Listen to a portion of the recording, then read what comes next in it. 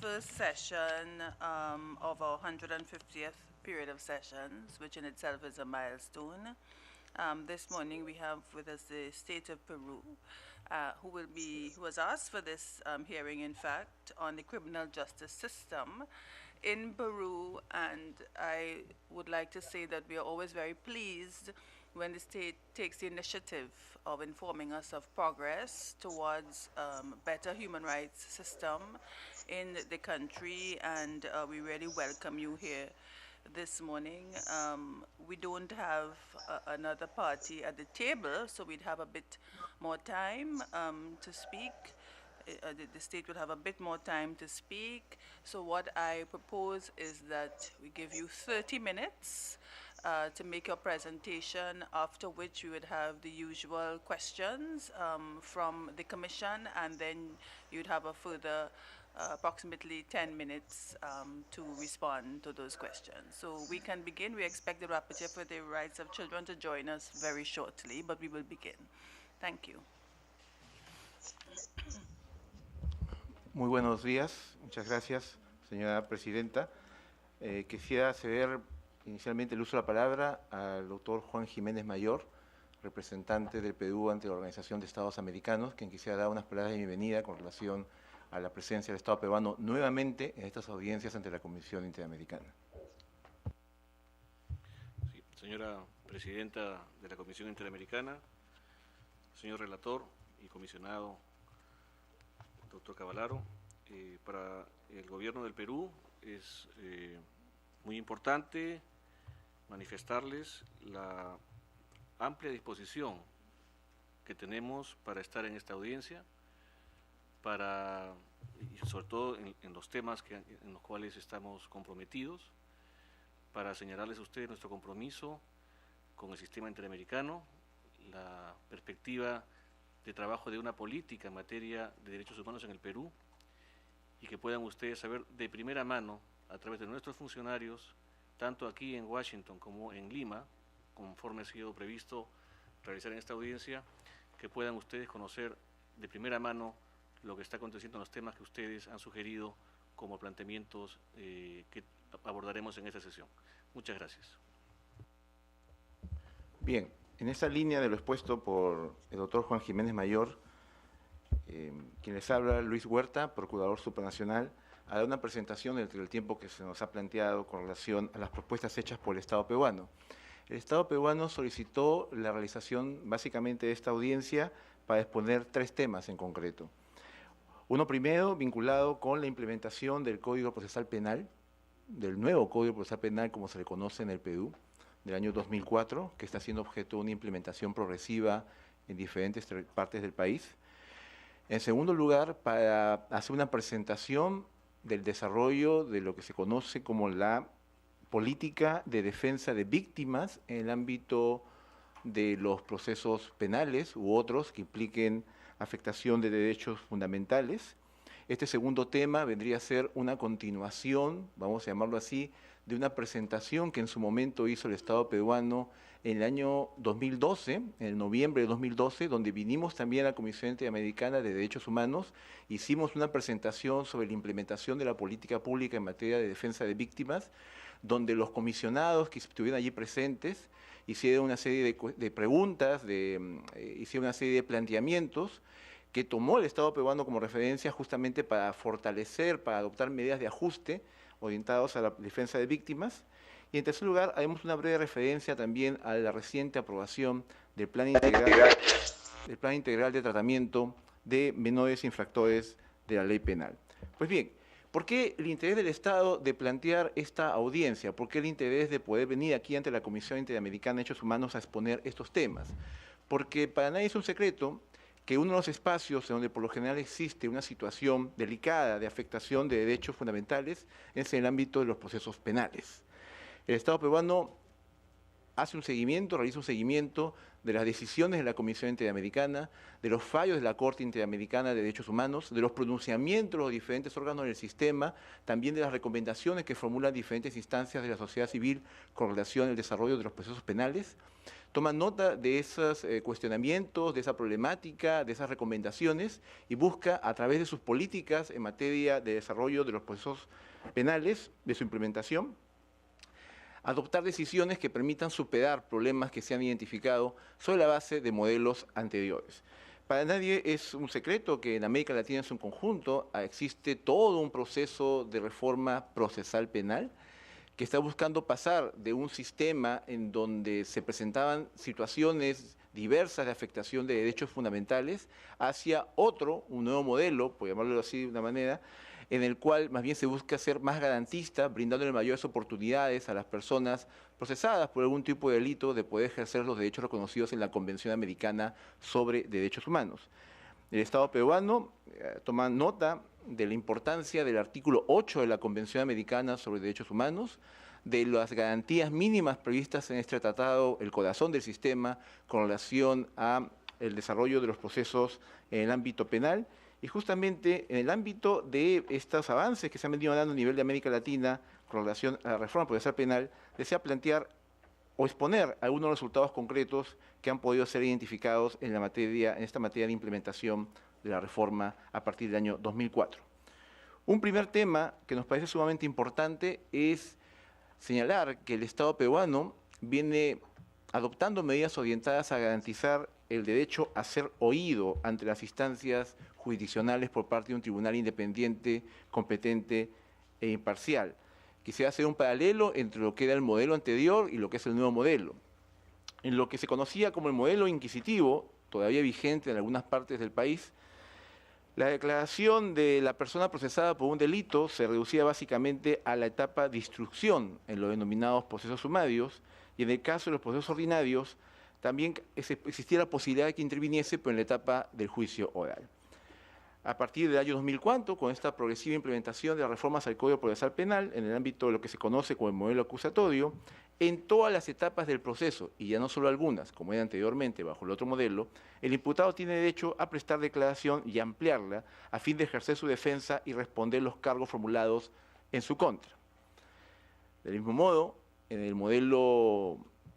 del Código de Procedimientos Penales de 1940, la característica del proceso era básicamente un proceso escrito y con etapas de carácter reservado, mientras que con el actual modelo se deja de lado esa tendencia y el 95% de requerimientos fiscales y solicitudes se resuelven mediante audiencias públicas y orales, fortaleciéndose de esta manera, como ya indiqué, el derecho a ser oído y el derecho a la contradicción, derecho de defensa, que son aspectos esenciales que han sido reiteradamente mencionados como derechos que tienen que ser garantizados por el Estado a través de los informes de la Comisión Interamericana y también los fallos de la Corte Interamericana. Un tema que siempre ha sido objeto de preocupación, aparte del derecho de ser oído, es el derecho al plazo razonable, sobre el cual también el Estado peruano ha buscado adoptar medidas de particular importancia. En lo que era el denominado modelo inquisitivo, bajo la normativa de 1940, la investigación preliminar no contaba con un plazo legal y además, pese al plazo legal establecido para otra etapa del proceso, en este caso la instrucción, el mismo no era respetado y como regla, por lo general, cuando ya se iba a otra etapa del proceso, los plazos estaban ampliamente vencidos. La nueva normativa y la nueva política en materia de procesos penales busca afrontar este problema y establece un plazo de 60 días para diligencias preliminares y en su defecto establecer un plazo distinto siempre debidamente motivado. Se establecen plazos de 120 días para la investigación preparatoria de los procesos comunes y de 240 días para los procesos que tienen la característica de complejos. Luego, en otro espacio también vinculado con el tema del plazo razonable, anteriormente no existían mecanismos de control que permitieran justamente hacer frente a ese problema de la ausencia de un plazo y por lo tanto de la demora del mismo en diferentes etapas del proceso. Sin embargo, hoy en día, en la nueva legislación se establecen mecanismos de control del plazo para quien considere afectado con el vencimiento o prolongación excesiva o indebida de los mismos. Y esta cifra que voy a mencionar, vinculada también con el plazo razonable, es muy importante. En base al modelo anterior, el denominado sistema procesal inquisitivo, instalado a partir de 1940, el tiempo promedio de un proceso penal es de 28 meses para los denominados procesos sumarios y de 44 meses para los procesos denominados como ordinarios. con la aplicación de la nueva legislación procesal penal y con la implementación de las políticas que están detrás de esta normativa, podemos señalar que en la actualidad el tiempo promedio de un proceso penal es de 8 meses para los procesos comunes y de 4 meses para salidas alternativas que se presenten ante la situación identificada. El Estado peruano, reiteramos, está trayendo a esta audiencia de la Comisión Interamericana datos concretos, datos específicos relacionados con resultados en cuanto a la implementación del nuevo Código Procesal Penal. Si me permiten, desde Lima podemos luego también enlazarnos con ellos, por eso estamos también en una videoconferencia. Se encuentra el director de la oficina encargada justamente de hacer, o el secretario técnico encargado de hacer un seguimiento a la política de implementación del Código Procesal Penal, que justamente es el órgano que nos ha brindado esta información sobre la base de estadísticas concretas recogidas de la práctica y que traemos hoy en día a la Comisión Interamericana, esto como una muestra de la voluntad siempre del Estado peruano de venir ante la Comisión Interamericana con datos, cifras, resultados concretos en materia de derechos relacionados con las garantías procesales. En cuanto a otra garantía reconocida en la Convención, en este caso me refiero al derecho al juez o tribunal competente, independiente e imparcial. En el modelo anterior se presentaba una situación bastante delicada, pues el órgano jurisdiccional, el juez penal, vamos a llamarlo así, no solo asume o asumía las funciones de juzgamiento, sino que también llevaba a cabo labores vinculadas con la investigación, al menos en el 80% de los delitos que se trabajaban bajo el proceso sumario. En cambio, con las nuevas reglas del Código Procesal Penal y con la nueva política instalada por el Estado peruano, el juez penal asume o reduce su función básicamente a la labor de juzgamiento y decisión de la controversia penal, asignando de principio así las funciones de investigación al Ministerio Público, a los fiscales. Repito nuevamente, se deja de lado esta situación en la cual el juez participaba no solamente como quien tenía que tomar una decisión, sino como el órgano que también llevaba a cabo una labor importante en el ámbito de la investigación. Ahora se centra principalmente su actividad en el ámbito jurisdiccional, la decisión sobre el fondo de la controversia puesta a su conocimiento, dejando en manos del Ministerio Público las labores propias de la investigación.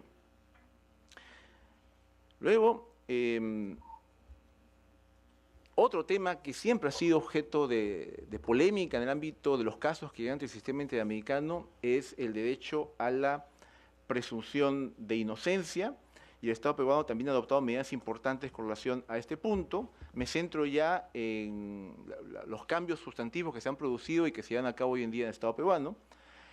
A partir de la vigencia del nuevo Código Procesal Penal, las diligencias efectuadas por la policía y el fiscal a nivel de la investigación preliminar y preparatoria no ostentan valor probatorio, pues posteriormente son objeto de control por un juez de garantías en lo que se conoce como la etapa intermedia. Y permítanme aquí, por favor, hacer o mencionar un dato que es muy importante y que está vinculado con el tema de la prisión preventiva como una medida cautelar en el ámbito de los procesos penales. El Estado conoce perfectamente que este es uno de los temas de particular interés para los órganos del sistema interamericano, y si bien en el modelo anterior se llegó a una situación tal en que la prisión preventiva o la detención preventiva como medida cautelar era la regla y no la excepción, podemos señalar que hoy en día la prisión preventiva tiene o presenta un carácter de excepcionalidad como medida cautelar de naturaleza personal, y esto sin duda alguna fortalece el derecho a la presunción de inocencia, que muchas veces se ve vulnerado cuando las medidas de detención no son excepcionales, sino más bien que se convierten en la regla. Y aquí también otra cifra importante que consideramos necesario presentar ante la Comisión Interamericana. Donde se encuentra todavía vigente el Código de Procedimientos Penales, el 70% de los internos se encuentran con medidas cautelares personales y a la espera de condena. Sin embargo, a partir de la aplicación del sistema procesal acusatorio con el Código Procesal Penal del 2004, donde este se encuentra vigente, el dicho porcentaje se ha reducido al 50%. Ese también es un dato, una medida, un logro que vemos nosotros por parte del Estado peruano. Justamente ahora veo que ya estamos apareciendo en la pantalla conectados con Lima. Si me permiten, estamos en Lima conectados con el doctor Carlos Zoe, que es el secretario técnico del órgano encargado de la implementación de las reformas al Código Procesal Penal, y con el doctor Ernesto Lechuga, que es el director de la Oficina de Defensa Pública del Ministerio de Justicia y Derechos Humanos. Hay otros aspectos vinculados también con el desarrollo por parte del Estado peruano de una reforma en el ámbito procesal penal, como la comunicación previa de la acusación, la posibilidad de ofrecer e interrogar testigos en diferentes etapas del proceso, entre otras materias. La publicidad del proceso penal es muy importante también, otra garantía de la Convención Americana. Sobre la base del modelo anterior, la instrucción tenía la característica de ser escrita y reservada, y además bien los procesos tienen la característica de ser públicos y orales, salvo obviamente las excepciones establecidas por la ley,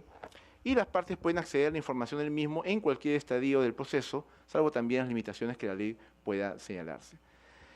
Sobre la base de la normativa anterior, el juicio oral y público resultaba reservado solo para el 20% de los delitos. En cambio ahora, la publicidad y la oralidad se relacionan con todos los procesos. Una cifra importante, no hemos podido utilizar las diapositivas porque estamos en la conexión con Lima, pero sin embargo, cifras importantes que consideramos necesario enmarcar aquí son los siguientes. De acuerdo con el Código de Procedimientos Penales, el Código de 1940, solo podía atenderse el 33% del total de casos penales que ingresaban por año, el 33%. Esto vinculado con el tema de acceso a la justicia. Y el saldo, es decir, el 66% restante, se convertía en una carga pendiente para el año siguiente. ¿Qué cosa ha ocurrido con la aplicación del nuevo Código Procesal Penal y con su implementación como consecuencia de la labor conjunta de diferentes órganos del Estado? Que el Código Procesal Penal vigente atiende al 75% del total de casos penales, quedando en trámite, como carga para el siguiente año, únicamente el restante 25%. Lo dicho significa un incremento de 127% en el nivel de atención con relación al código anterior. Luego, con relación a la duración de un proceso penal, reiteramos el dato indicado anteriormente, que un proceso penal con determinadas características podría durar un plazo de 44 meses y hoy en día el tiempo penal promedio es de 4 a 7 meses en aquellos espacios en donde se aplica el Código Procesal Penal. Entonces, estas cifras, estos datos concretos que trae el Estado peruano, queremos que sean evaluados adecuadamente por la Comisión Interamericana, porque como bien ustedes saben, el Estado peruano tiene diferentes peticiones ante el sistema, en donde se pone mucho énfasis en estos aspectos. Y el Estado peruano busca o desea que la Comisión Interamericana no solamente nos evalúe con relación a lo que ocurrió anteriormente, sino que también nos evalúe en función a lo que se hace actualmente, entendiendo esto como una medida de reparación global, colectiva, por así decirlo, en donde el Estado hace frente a los problemas identificados en el desarrollo de sus procesos. Pues bien, el siguiente punto que deseamos abordar en esta intervención se relaciona con la actuación por parte del Estado peruano y sus defensores públicos con relación a la defensa de víctimas. Como comenté al inicio de esta sesión, en el año 2012 vinimos en noviembre, en dicho periodo ordinario de sesiones de la Comisión Interamericana, a exponer sobre la política que está implementando el Estado peruano en materia de defensa de víctimas a través de lo que se conocen como sus defensores públicos, que tradicionalmente estaban orientados al trabajo de la defensa de personas procesadas por la comisión de determinados delitos, pero que el Estado, atendiendo justamente a las necesidades ciudadanas, decidió también que dichos funcionarios puedan abocarse a una labor como la defensa de las víctimas de los delitos, con un enfoque, con una perspectiva acorde con tendencias hoy en día que centran su atención no solamente en las personas que han cometido un delito, sino también en el apoyo, en la asistencia legal a las personas que han sido víctimas del mismo. Y justamente en la línea de lo que va a ser la siguiente audiencia, ya en la conexión desde Lima, dentro de unos momentos, vamos a pedir al director de la Oficina de Defensa Pública que pueda darnos algunos datos de especial importancia vinculados a la manera en que los operadores del Estado en materia de defensa de víctimas han llevado a cabo su labor. Sin prejuicio de ello, permítanme señalar lo siguiente. El Estado está atento a la necesidad de garantizar el derecho de acceso a la justicia a las personas con mayor vulnerabilidad y que merecen especial atención. Por eso es importante mencionar algunas políticas que se han adoptado, como por ejemplo la Resolución Directoral 68-2012 de noviembre de 2012, que designó defensores públicos especializados en asuntos indígenas en las direcciones distritales de Amazonas, Loreto, San Martín y Ucayali, para que brinden sus servicios a los miembros de las comunidades nativas y pueblos originarios amazónicos en materia de justicia intercultural y su coordinación con la justicia ordinaria. Asimismo, mediante la resolución directorial 122-2013, de fecha septiembre del año pasado, se designó defensores públicos especializados en defensa de víctimas de violación de derechos humanos en las direcciones distritales de Apurímac, Ayacucho y Huancavelica. Nuevamente, el Estado peruano, identificando sobre la base de datos ciertos, donde es necesario poner especial énfasis en la atención de las víctimas, adopta este tipo de decisiones. Pues bien,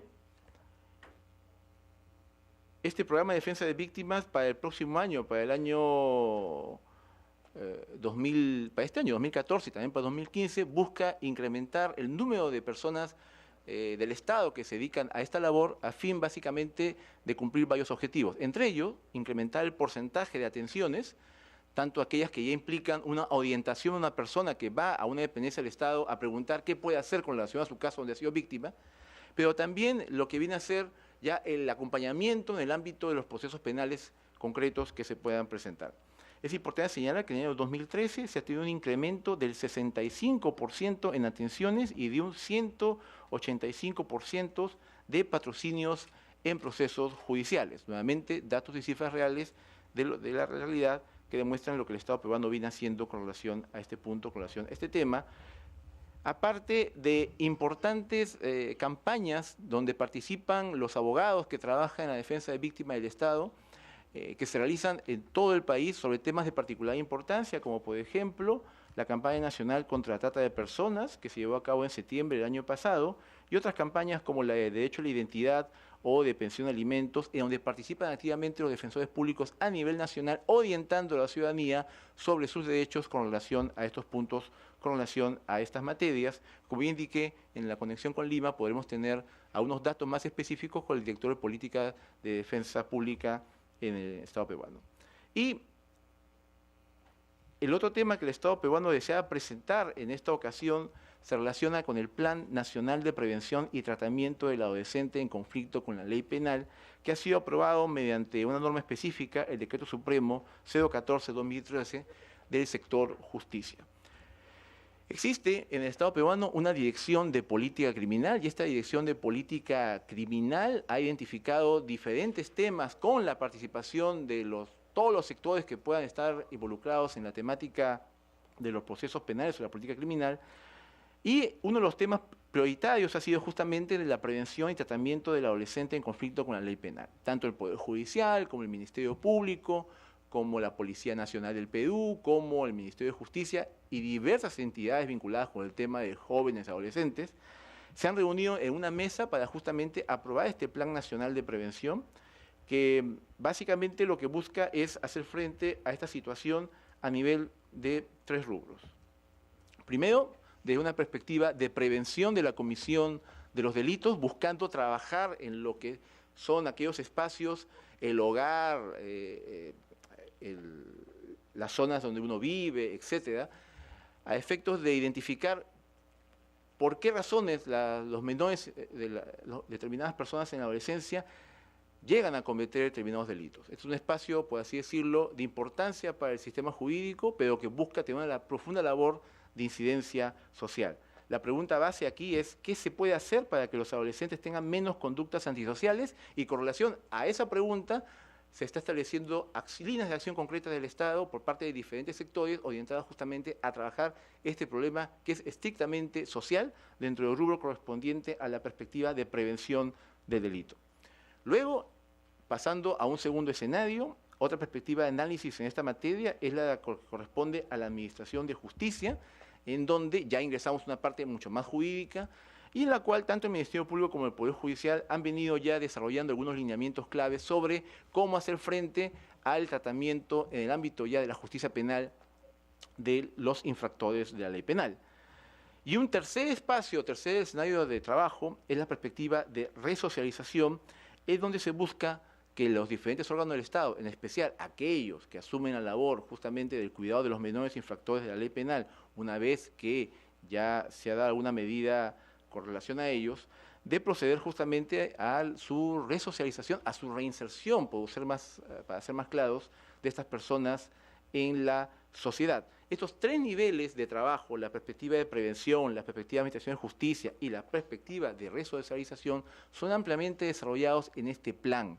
Y este es un primer plan que se ha aprobado, reitero nuevamente, con el involucramiento de diferentes actores vinculados con esta materia, no solamente de un punto de vista estrictamente jurídico, estrictamente procesal, estrictamente penal, sino con un ámbito muchísimo mayor. Y existen también hoy en día en la agenda de esta Dirección de Política Criminal, en donde están involucrados diferentes actores del sector justicia y otros, el tratamiento también de la violencia contra menores de edad. Y justamente con relación a estos puntos quisiera ceder el uso de la palabra. Tengo entendido que la conexión está funcionando bien, para que desde Lima, tanto el doctor Ernesto Lechuga pueda en primer lugar darnos información sobre las cifras vinculadas con la atención por parte de los defensores públicos de casos de menores de edad víctimas de violencia sexual, y luego el doctor Carlos Zoe para que nos pueda también brevemente explicar la perspectiva de trabajo que se tiene a nivel de la Comisión Nacional de Política Criminal con relación al tema también de la violencia sexual de menores de edad, que si bien es un tema que vamos a ver en la siguiente audiencia, como el tiempo va a ser muy corto y estamos enmarcados dentro de lo que el Estado está haciendo, quisiéramos brevemente hacer una referencia a esos temas también aquí en esta audiencia. Pasaría, por favor, no sé. Muy buenos días a todos los presentes allá en Washington. Quien habla es Ernesto Lechuga, director general de Defensa Pública y Acceso a la Justicia del Ministerio de Justicia y Derechos Humanos. Yo tengo a mi cargo la dirección de todos los servicios de asistencia jurídica y legal gratuita a nivel nacional. Dentro de las líneas de trabajo que tenemos en la defensa pública está la defensa de víctimas, la misma que desarrollamos en ejercicio del mandato constitucional contenido en el artículo 139 de la Constitución, artículos 14, incisos 14 y 16, ¿no? Referidos al derecho a la defensa y a la gratuidad de los servicios de administración de justicia. Desde esta perspectiva, el Ministerio de Justicia viene brindando atención a todas las personas que resulten víctimas de un delito o de una vulneración a sus derechos en el ámbito nacional. Tenemos que durante los últimos tiempos, el Servicio de Defensa de Víctimas en el año 2012 ha atendido a 8.924 casos de víctimas a nivel nacional. Y en el año 2013 esta cifra ha subido de manera relevante a 19.318 casos atendidos en el ámbito de todo el país. Adicionalmente, debemos decir que este servicio se inauguró en mayo de 2012, cuando estaba a su cargo el Ministerio de Justicia, el doctor Juan Jiménez Mayor, ¿no? Quien ahora es nuestro representante del Perú en Washington ante la OEA. Los casos más frecuentes que se conocen a través de nuestro servicio de defensa de víctimas están, por ejemplo, los accidentes de tránsito, negligencia médica, violencia familiar, violación sexual, casos de estafas en sectores populares, de delitos de usurpación, problemas de tierras, falsificación de documentos, entre otros casos. Quisiéramos nosotros resaltar que la defensa de víctimas en el Perú se ha asumido como una política de Estado dirigida a atender a todas aquellas personas que tienen una serie de problemas judiciales y que por motivos económicos o de comprensión cultural no pueden acceder a una defensa pagada, una defensa privada. En esta perspectiva, el Servicio de Defensa de Víctimas del Ministerio de Justicia ha implementado unos mecanismos de defensa multidimensional. Es decir, la víctima no solamente es patrocinada y asistida legalmente a nivel judicial, sino que también se interponen las acciones administrativas y ante toda otra autoridad con el fin de lograr el resarcimiento del daño ocasionado. Quisiera mencionar un caso emblemático que tuvimos en Perú, un caso de un niño atacado sexualmente en un colegio por otros menores de edad. En ese caso se logró judicializar el tema, se está sancionando por la infracción penal que cometió el menor de edad, pero no solo ahí quedó el trabajo de defensa de víctimas, sino que se ha logrado, por ejemplo, que el menor pueda asistir a tratamientos psicológicos, ¿no? Y también se ha procesado al colegio ante las autoridades administrativas, tanto de defensa del consumidor como ante la Autoridad Educativa Nacional, donde se han impuesto las multas correspondientes por la falta de deber de cuidado que se ha registrado en este tipo de casos. En cuanto a los temas de violencia sexual, tenemos que el Servicio de Defensa de Víctimas ha registrado en total 1.161 casos de defensa de víctimas por violencia sexual a nivel de todo el Perú durante el año 2013, de los cuales tenemos que 680 casos corresponden a personas menores de 18 años y 481 casos Excuse me. a personas adultas. Can mayores de you 18 años. advise him that Queda un minuto, en cuanto Ernesto Lechuga. a Un minuto. nuestras estadísticas,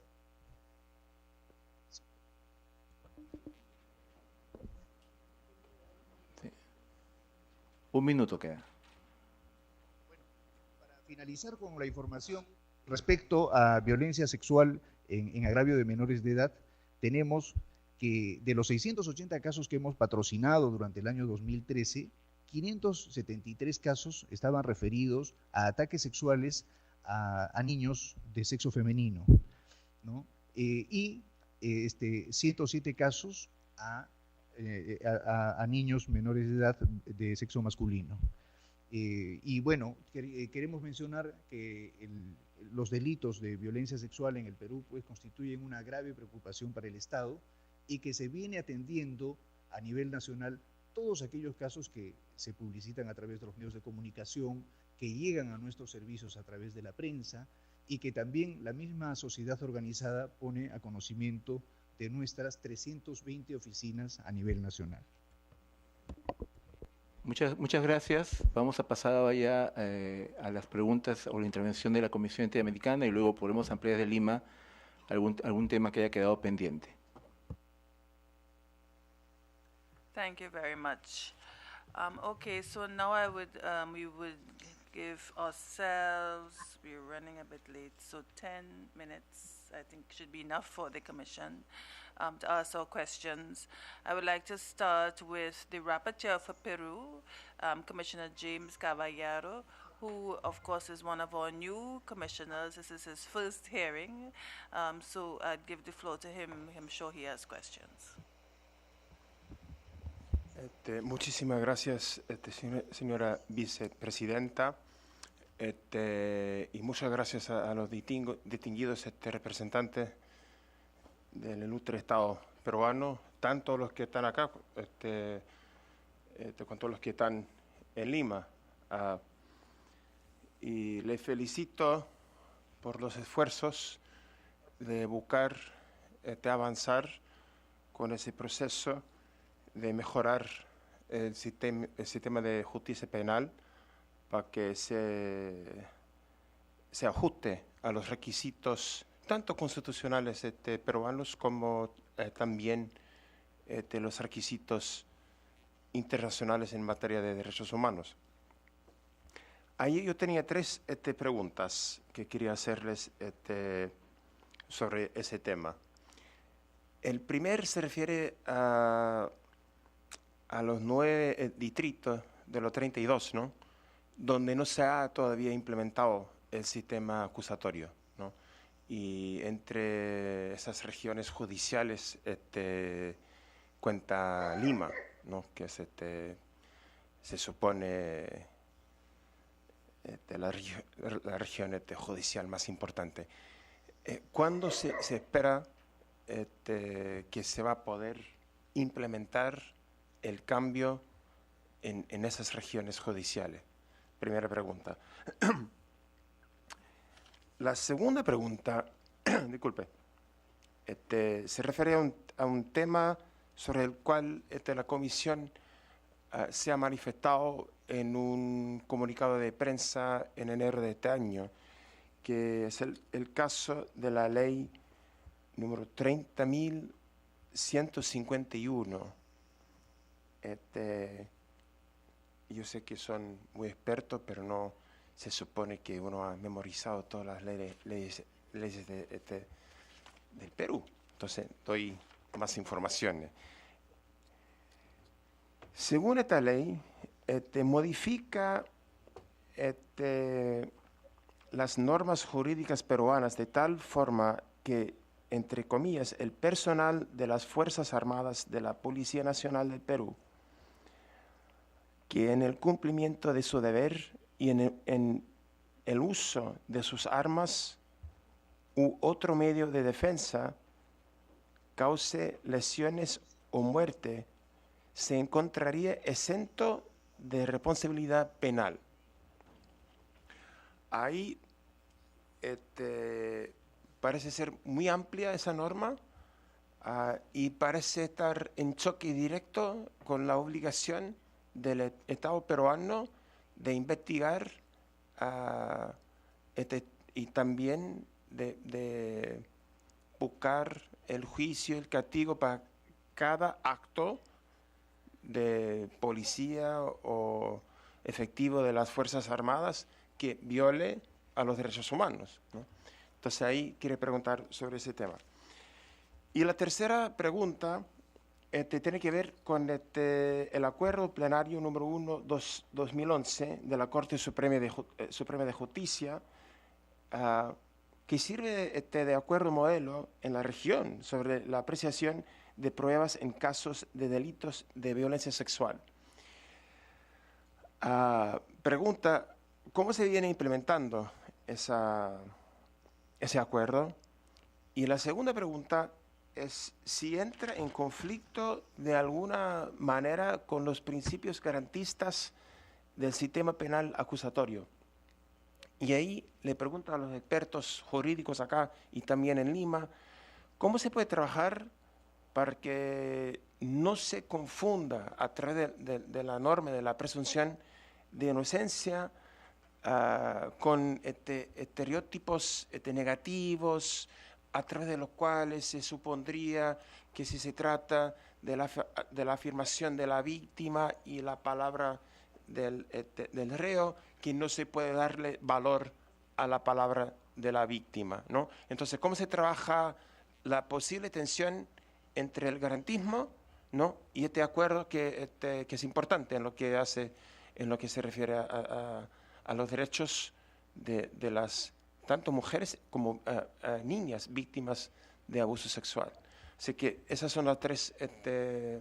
preguntas que quisiera hacerles y muchísimas gracias de antemano por sus comentarios. Okay, and of course we know that not all, if the question deserves a written answer, we can also do that, because at least one of those was fairly specific and not necessarily one you mentioned. I'd like to turn over to our rapporteur for children, whom you know, Commissioner Rosa Maria Ortiz, who I know will have some questions. Okay. Muchas gracias. Un saludo a los representantes del Estado de Perú. Y disculpas por mi llegada tardía, que fue involuntaria. Escuché con atención lo referente al Plan Nacional de Prevención y Tratamiento del Adolescente en conflicto con la ley penal y también el énfasis que dio a la prevención, a la importancia de la prevención. Y en ese sentido me gustaría saber cuál es la estrategia para conocer las causas que llevan a la detención de adolescentes acusados de cometer delitos, de qué manera evalúan esas causas y cuáles son las encontradas hasta ahora como las principales causas de comisión de delitos. En varios países de la región encontramos que todo lo relacionado con uso y venta de drogas vincula mucho la utilización de los adolescentes para la venta de drogas, es muy frecuente y que eso produce muchas víctimas entre la población adolescente que termina privada de libertad. ¿Tienen algún porcentaje del motivo de cuáles son las principales causas de privación de libertad de los adolescentes en el Perú. Y también se identifican aquellos lugares donde están más involucradas estas causas y qué medidas tienen para prevenirlas. Muchos de estos casos están siendo motivadas por adultos que utilizan a adolescentes. ¿De qué manera ustedes encaran ese problema en la persecución del delito, no solamente a los adolescentes, sino a los adultos que los utilizan para la comisión de delitos? Y por último, en cuanto a la profesionalización de la Policía Nacional para aplicar este Plan Nacional de Prevención y de Tratamiento de Adolescentes, ¿de qué manera trabajan con la policía y de qué mecanismos de control existen y de castigo a la policía? Porque también es muy frecuente en la región el abuso policial con los adolescentes. Y por último, en cuanto a la Defensoría Pública, ¿cuál es el método de evaluación de desempeño de los defensores públicos y la política de promoción en su carrera en esta materia? Gracias. Thank you. I have a few questions as well. The one I think is most important from my point of view is the question about human trafficking, which you mentioned was a problem in Peru. And you also said that there was a high incidence of sexual violence. So I wanted to know, given that you now have a public defender system, is it as broad as encompassing extraterritorial prosecutions? Because in terms of trafficking, very often the victims, if they are from Peru, would still be in the country where they have been trafficked to, or if not, the prosecution may well take place outside of your borders. So I would like to know,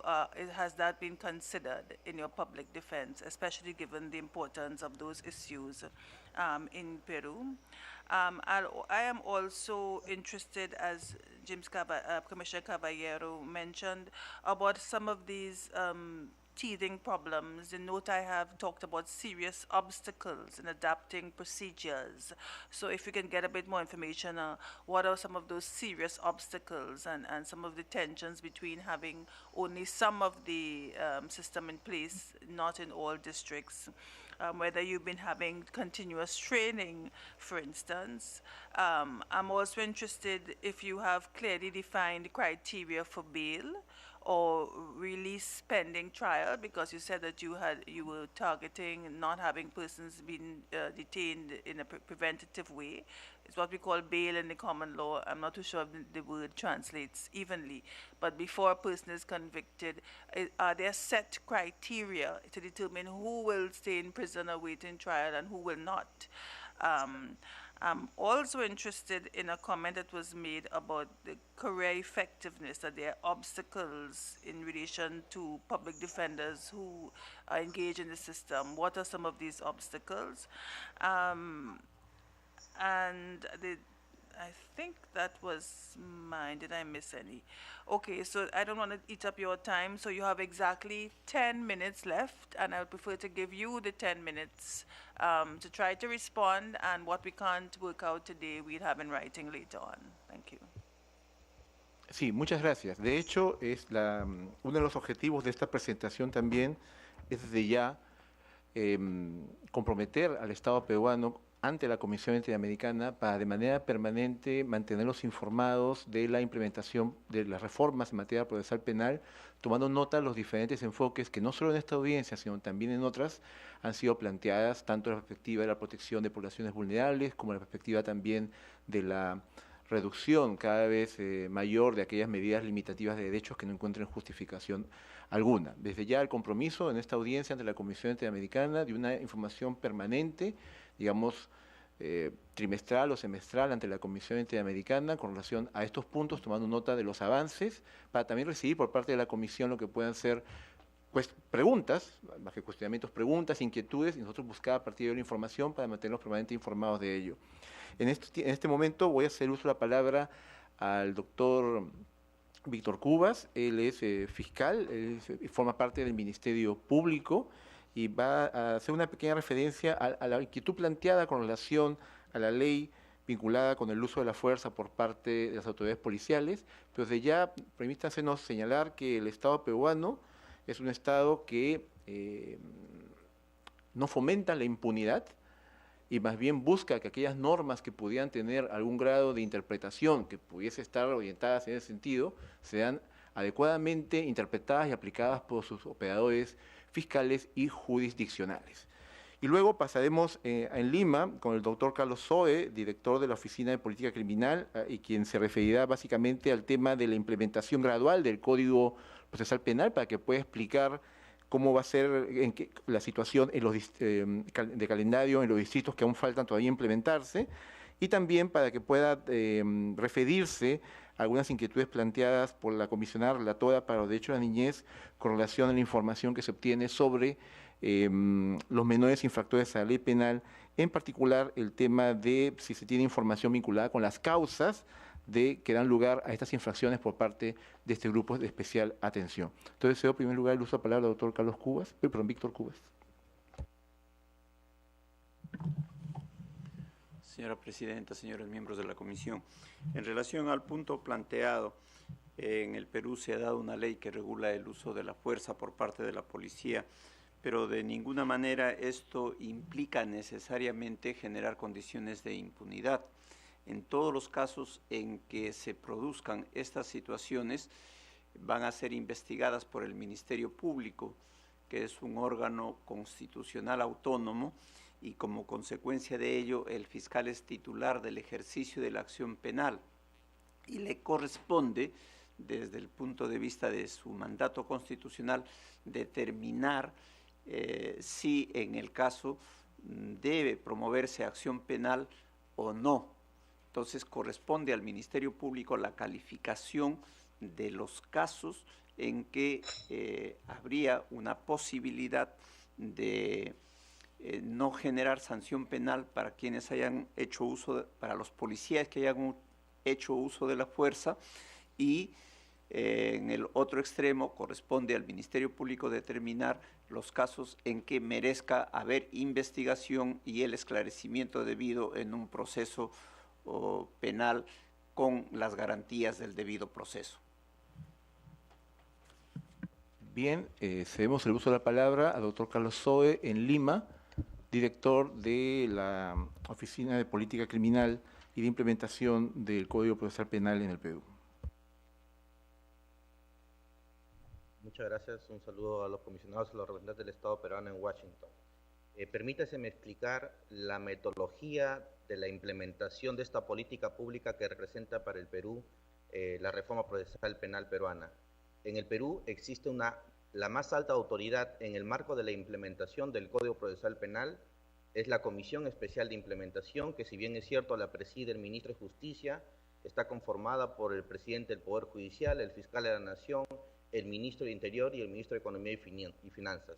Desde el año 2004, esta comisión de alto nivel estableció la necesidad que la implementación sea progresiva o su metodología sea de progresividad por dos fundamentos concretos. El primero, el presupuestal y lo que considera para el Estado peruano la inversión en esta política pública. El Perú tiene 31 distritos judiciales, de los cuales hemos implementado en su totalidad 23 de ellos. Eso le ha representado al Estado peruano la inversión de 800 millones de dólares. En segundo lugar, también ya se encuentra implementado el Código Procesal Penal a nivel nacional, incluso Lima y ciudades como en Lima Centro, Lima Sur, Callao, para los delitos de corrupción, y este 1 de julio ingresa para todo lo que significa crimen organizado.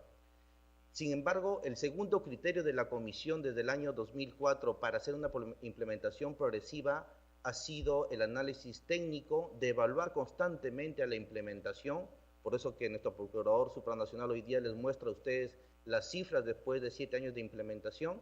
de evaluar constantemente y tomar los correctivos necesarios. En el último año, en el año 2012-2013, se han hecho dos grandes evaluaciones de la implementación del Código Procesal Penal, una por el Ministerio de Economía y Finanzas para evaluar la calidad de gasto y si se ha invertido correctamente, y otra por la propia Comisión para ver las problemáticas que hubiese que corregir para una adecuada implementación de cara a Lima que en temas presupuestales aproximadamente nos costaría unos 500 millones de dólares más su implementación. Por eso, bajo esa perspectiva de las dos evaluaciones, la Comisión Especial de Implementación Multisectorial en el último 27 de febrero tomó la decisión,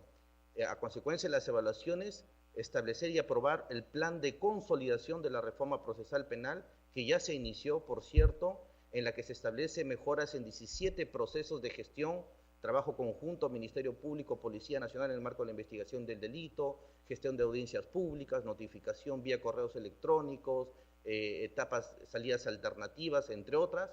y por tanto el cronograma de implementación está para que todos los 4 distritos judiciales más pequeños, como es el caso de Apurímac, Huancavelica, Junín, Ayacucho, que representa el BRAE para nosotros, y la zona de conflicto también que existe en esa zona, ingrese en el año 2015 y en el año 2016, en abril, con esta nueva plan de consolidación de la reforma, se estaría implementando ya en su totalidad la reforma procesal penal. Respecto al tema de los criterios, y paso rápidamente a la segunda inquietud, que fue el tema de cuáles son las características de los adolescentes infractores en el Perú. Esto ha sido muy importante y agradecemos desde el Estado peruano la pregunta porque nos permite explicar la política criminal que hoy día desarrolla el Estado peruano a través de este gobierno. Y es la siguiente: nosotros tenemos 5.300 adolescentes infractores. El análisis que se ha hecho de estos adolescentes es que el 50% proviene de familias desestructuradas, el 85% ha desertado a la escuela a temprana edad, más del 70% ha consumido alcohol, 53% ha consumido drogas como marihuana y inhalantes, tenemos más de 1.200 desplazados por falta de servicios a nivel nacional, y esto ha permitido conocer que nuestros adolescentes, esto se conoce en criminología del desarrollo, no son adolescentes tardíos, sino precoces, porque muchos factores de riesgo van impactando en él a través de su desarrollo como persona. Por eso que el Plan Nacional de Prevención y Tratamiento del Adolescente en Conflicto con la Ley Penal establece 20 iniciativas multisectoriales en el ámbito de la escuela, el hogar, la familia, los padres, la comunidad, para contrastar estos factores de riesgo y hacer una política criminal totalmente racional, basada en evidencia, multisectorial y que no sea reactiva ni punitiva como se trabajó en los últimos 20 años. Gracias desde Lima.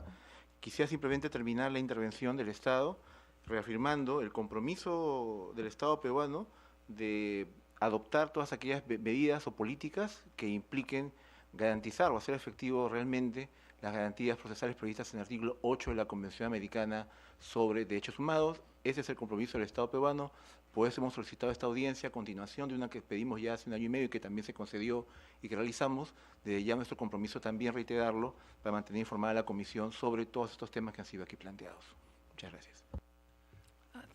Thank you. We would, of course, look forward to some further written information for those questions which we didn't have the opportunity to answer, such as the one on trafficking and some other information. But once again, I would like to thank you very much, thank the esteemed state of Peru for their initiative.